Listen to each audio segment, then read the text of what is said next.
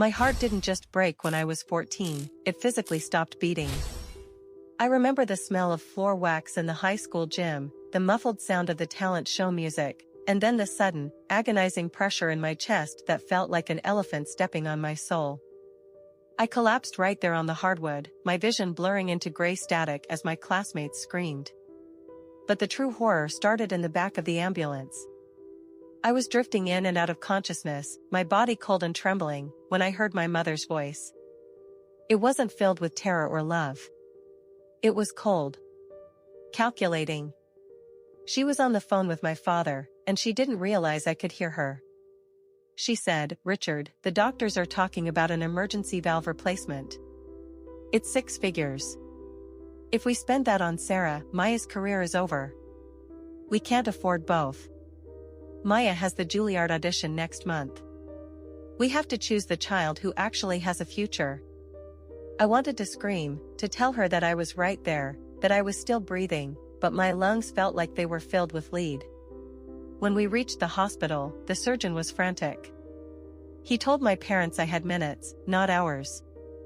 I watched through heavy eyelids as my father, the man who used to tuck me in at night, looked at the consent forms like they were a bad business deal. He looked at my mother, who gave a sharp, definitive nod. "We aren't signing," he told the doctor.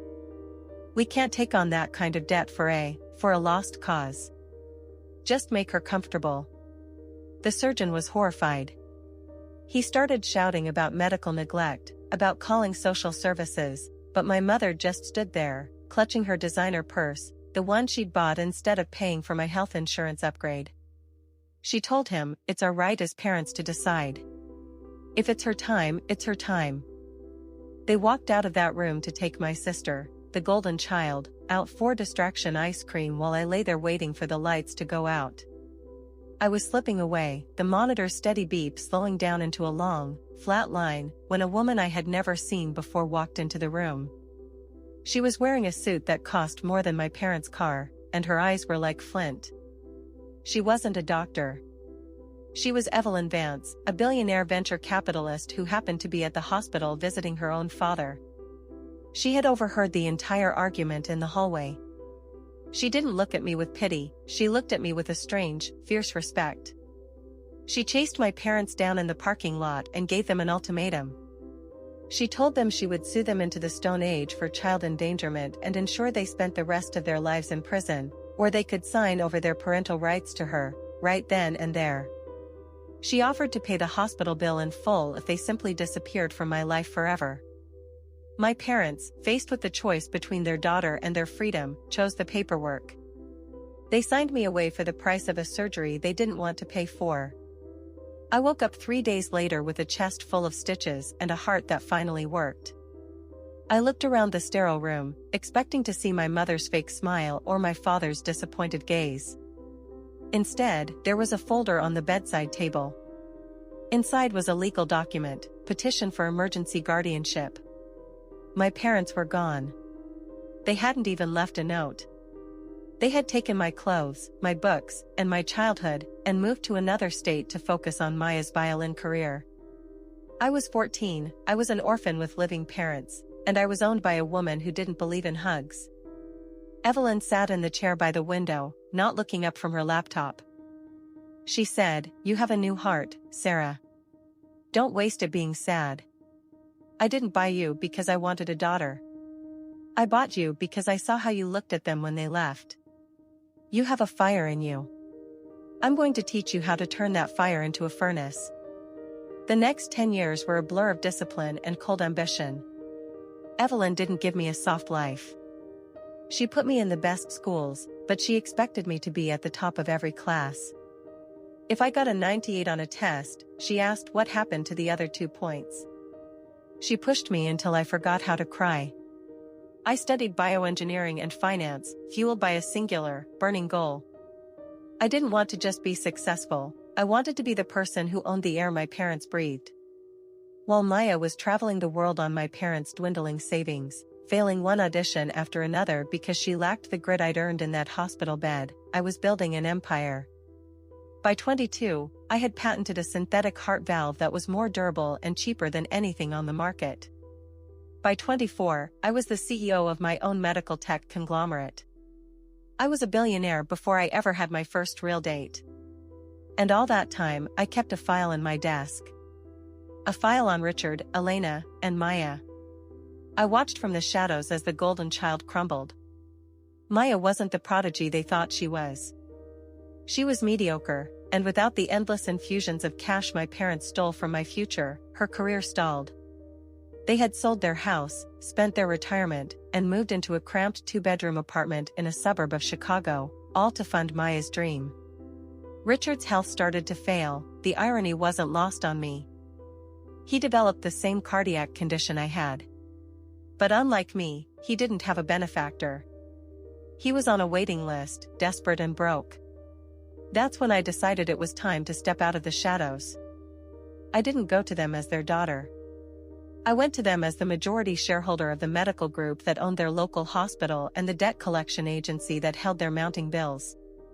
I sent a representative to offer them a deal, an experimental surgery for Richard, fully funded, in exchange for a meeting with the donor. When they walked into my office at the top of the glass tower in Manhattan, they didn't recognize me. Why would they?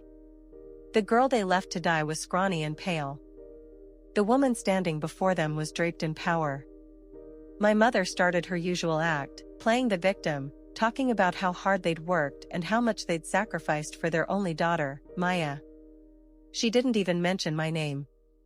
She looked at me, her eyes pleading for charity, and said, "We've had such a tragedy in our family. We lost our youngest daughter years ago, and we simply can't lose my husband now."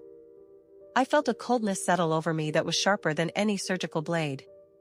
I leaned forward, the light hitting the scar on my chest that was visible just above the neckline of my dress. I said, "You didn't lose your daughter, Elena. You sold her. And if I recall correctly, you said she wasn't worth the resources." The silence in the room was deafening. I watched the blood drain from my father's face. He looked at me, then at the nameplate on my desk, then back at my eyes. He started to stammer, "Sarah? Is that really you? We thought, we were told." I cut him off. "You weren't told anything. You signed the papers. You took the violin money and you ran." My mother tried to move toward me, her hands shaking, reaching out for a hug I would never give her. "Oh, Sarah. We've missed you so much. We only did what we had to do for the family. We knew Evelyn would give you a better life than we ever could." I laughed, and the sound was like breaking glass. "You didn't do it for me. You did it for Maya." "And how is Maya?" "I hear she's playing at weddings for $50 an hour now. I hear she's bitter. I hear she blames you for her failures." I stood up and walked to the floor-to-ceiling window, looking out over the city I now partially owned.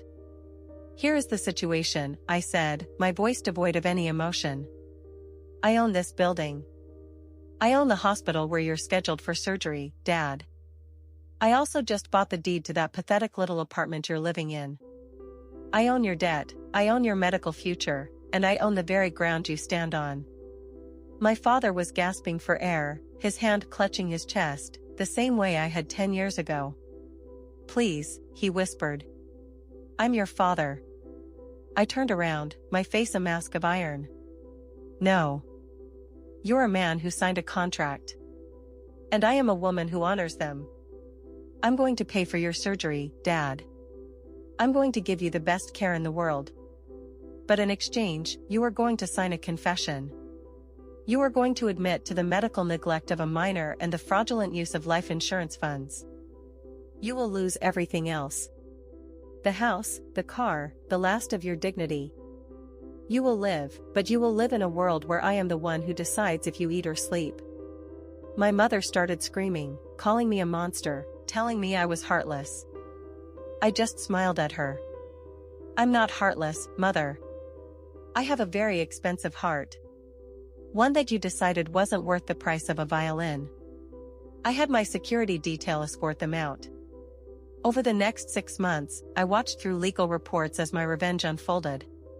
My father got his surgery, But he spent his recovery in a state-funded facility because I had liquidated every asset they had to repay the debt they owed my guardian.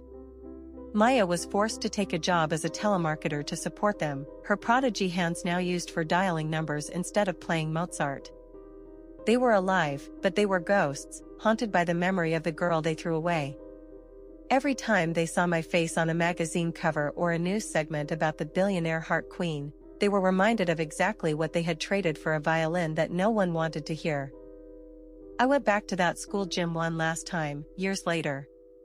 It was empty and quiet. I stood on the spot where I had collapsed, where I had been a resource not worth saving. I realized then that Evelyn was right. Rage is a powerful fuel, but success is the ultimate oxygen. My parents tried to extinguish my life so another could shine, but all they did was forge me in a fire they weren't strong enough to endure. They wanted a golden child, but they ended up with a diamond-hard stranger who owns their very existence. To anyone watching this who has been told they aren't worth the investment, who has been cast aside by the people who were supposed to protect them, let their rejection be your redirection. Don't just survive. Thrive until they have to ask your permission to breathe. If you've ever had to build your own life from the ashes of a betrayal, subscribe and share your story in the comments. Let them know that a heart they tried to stop is a heart they can never control.